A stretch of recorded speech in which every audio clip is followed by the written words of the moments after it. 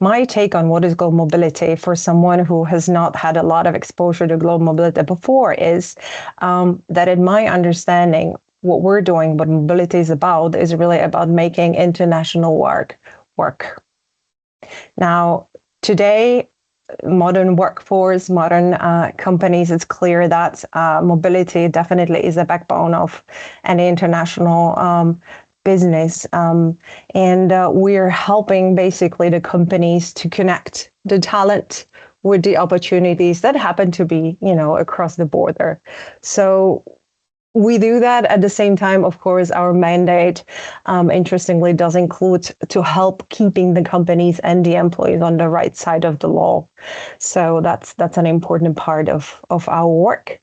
And interestingly enough, I've been with mobility for quite some time. So I've seen this, for me, a very historic shift where from primarily, let's say, compliance-driven function, we've evolved into this position today where I would say, are considered to be a truly strategic enabler for the business.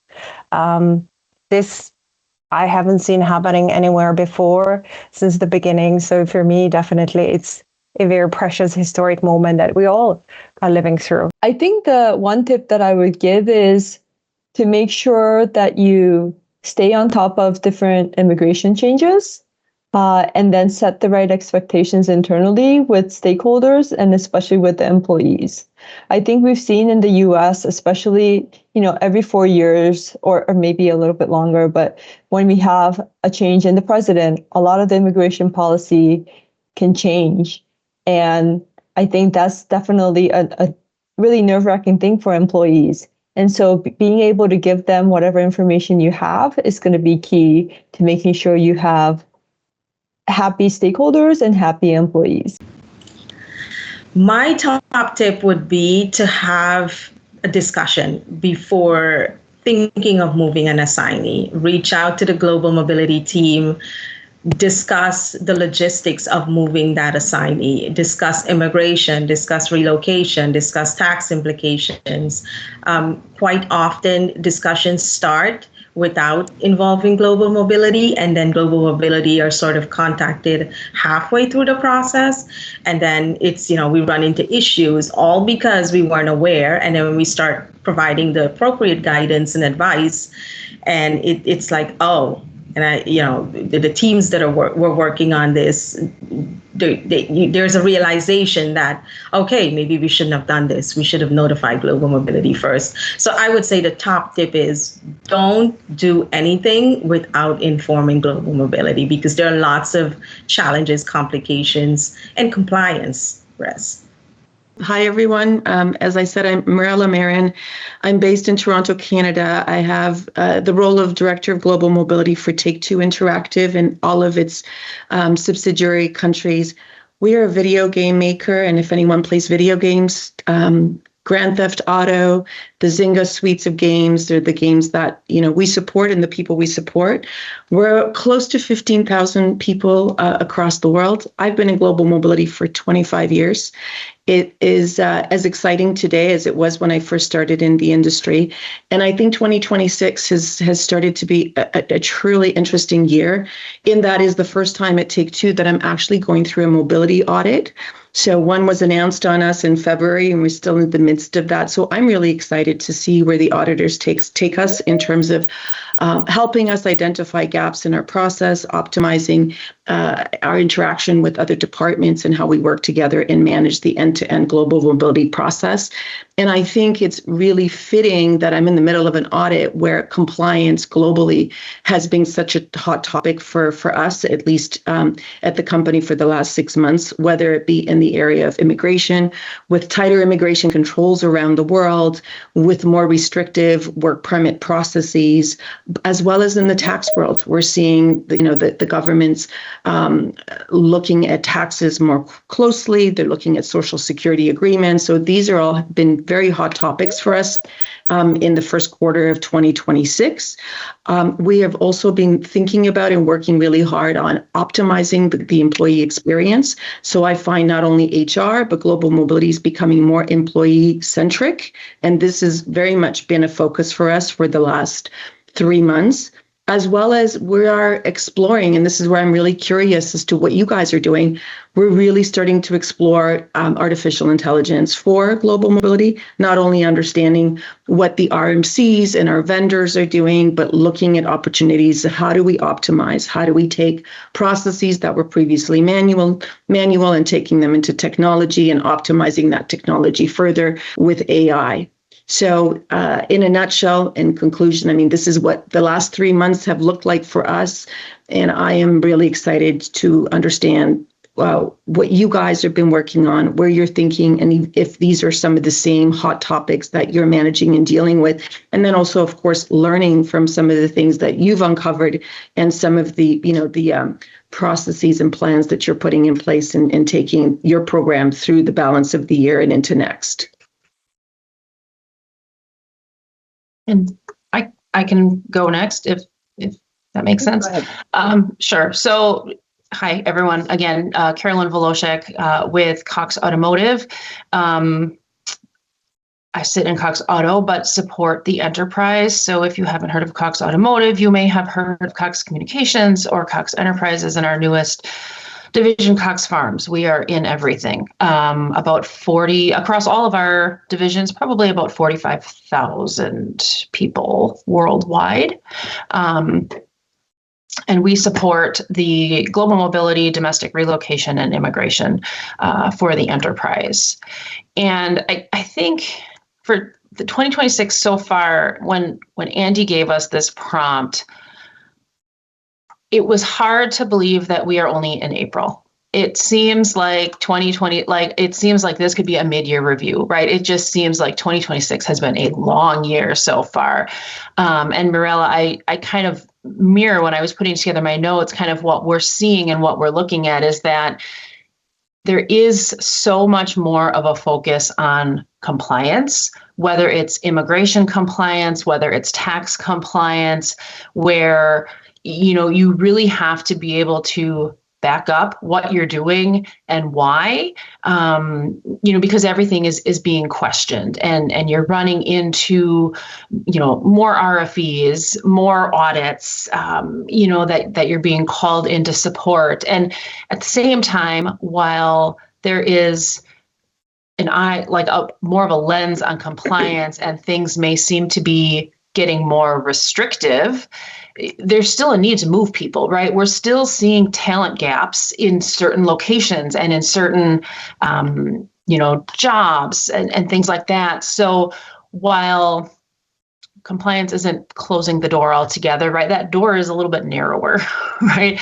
And it's a little bit harder to get through. So what I've seen and what I'd be interested in hearing what everyone else is doing is, how is global mobility really getting more involved in the conversations up front and not necessarily coming in at the back end to help get your employees from point A to point B, but I see global mobility taking more of an active role in really determining how do we design the role to get the people in that role, where, the location strategy, how are we supporting? So I really see not necessarily global mobility being looped in kind of post-hire, let's get them to where they need to be, but really being involved up front and inside of that decision. How are we designing these roles? Where are people sitting?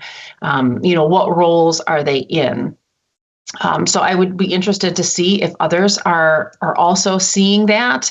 And if you're being called on to be even more strategic, then I would say then we have been, right? I think we've started to see global mobility become more strategic and built in to the hiring decisions. But I think now more than ever, there's an argument that we should be brought in earlier to really help determine locations, jobs, where our people need to be, in the most compliant manner.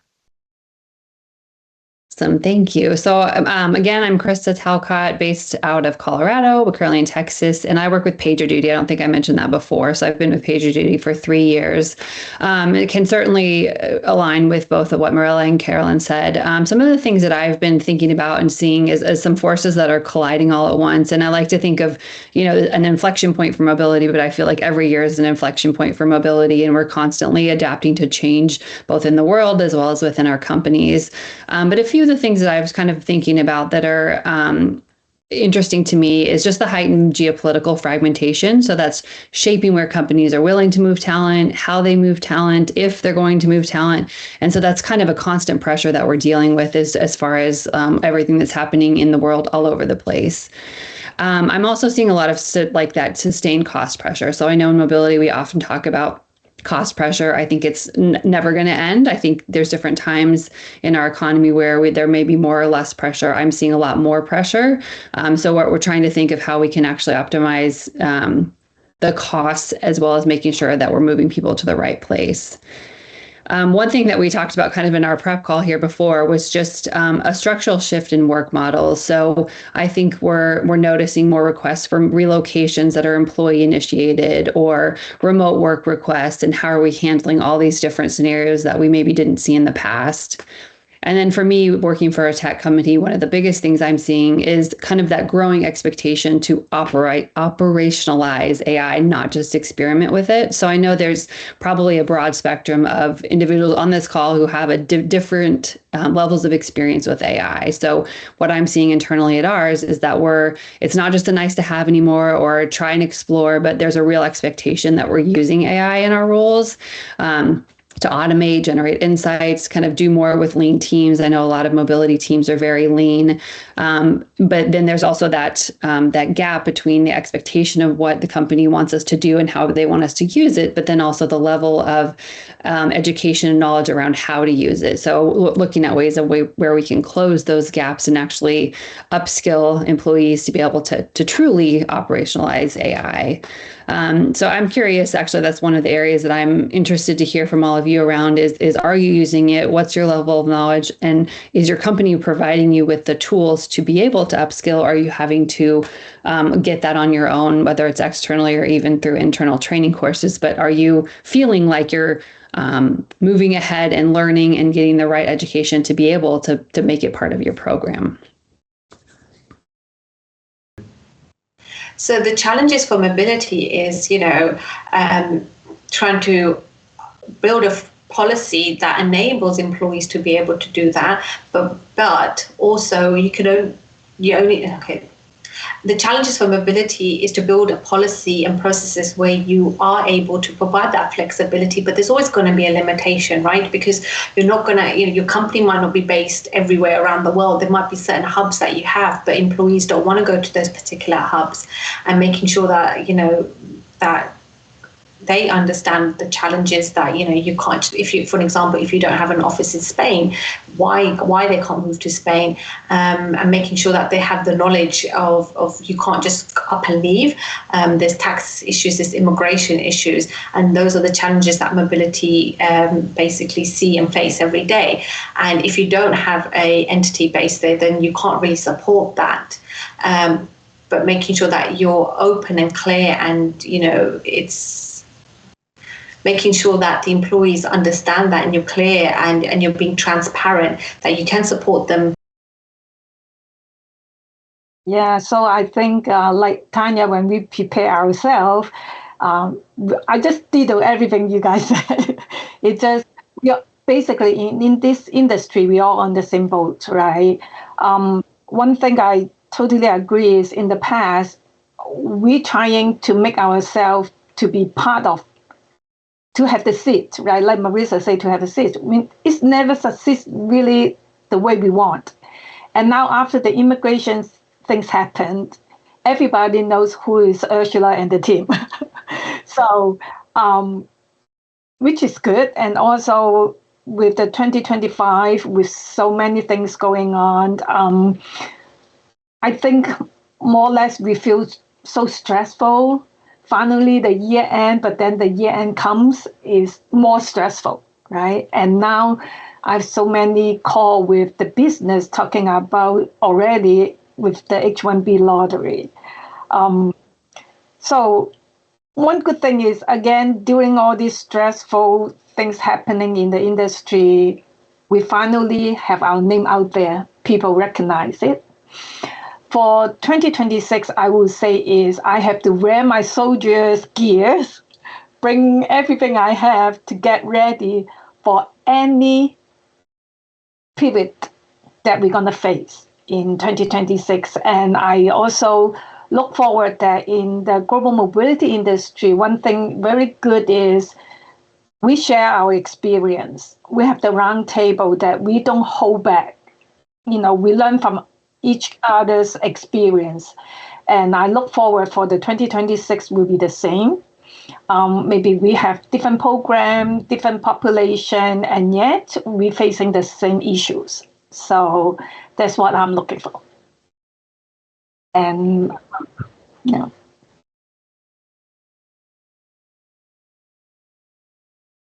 Thanks, Tanya. So Marissa Johnson, I'm also a little over 20 years in the industry. I am just celebrating my 10 years at Robert Half, and kind of been through various types of law firms and other companies also. I think this has been an interesting year. And I think that, from in our company, I think immigration has really taken the front seat to, changing the way we do things. Also, just having, our employees themselves a little antsy and anxious about international travel and about what their prospects look like. A lot of F1 students, and what do we do with them, and how are they going to, change over to H-1B in the future? So I think there's this 2025 has left a lot of uncertainty. We also have a lot of things that we've been dealing with just about ICE raids, and we specifically haven't had them, but we've had a lot of site visits, and we've had a lot of those things that people are just really nervous about. So I feel like, we're hopefully that dust will start to settle and people will feel like a little bit more normal, but that's my hope for 2026. I think one of the other big things that's been kind of ongoing probably since the start of COVID has been remote international work requests. So people, are traveling for longer periods of time. They want to continue working while they're outside of the country. And I think those, we're really trying to kind of hone in on those, making sure that people are following the process and those sorts of things. And I think those, it's what Tanya was saying, having that seat at the table, making sure that people know what the process is and how we can best support the team, so that what we have currently is that a lot of people just go and, kind of ask for forgiveness later. And sometimes that doesn't actually work out in their benefit. So those are the things that we've been dealing with on our side. Ursula, I'll hand it over to you. Global mobility to me refers to the system and policies and people involved in moving employees across borders for work assignments or permanent relocations. It's about ensuring smooth transitions, addressing cultural, logistical, and legal challenges, and supporting individuals and their families during life-changing moves.